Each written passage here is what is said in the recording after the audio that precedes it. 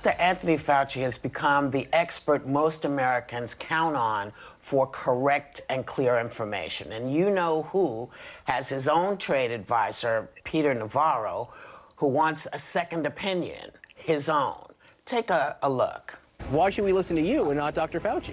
Doctors disagree about things all the time. My qualifications in terms of looking at the science is that I'm a social scientist. I have a PhD, and I understand how to read statistical studies, whether it's in medicine, the law, economics, or whatever. Well, Dr. Fauci, as we know, is working with a team of experts and doesn't like giving any conclusions without giving real thought to the data. Isn't he the guy we should be listening to? What do you think, Sonny?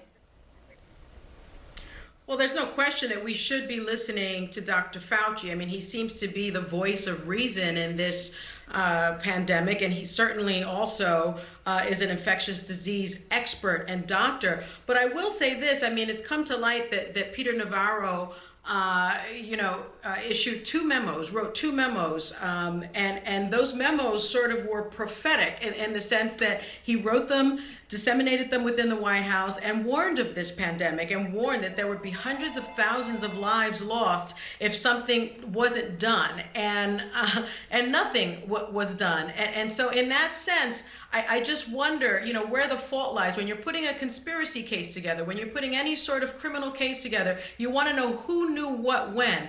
It seems that the government, at least the Trump administration, received its first formal notification of the outbreak on January 3rd. On January 3rd. And Peter Navarro raised these flags very, very early on in January and then again in February. Who knew what when? And why did it take this administration 70 days to really raise the alarm with the American people? Again, I've said it over and over and over again.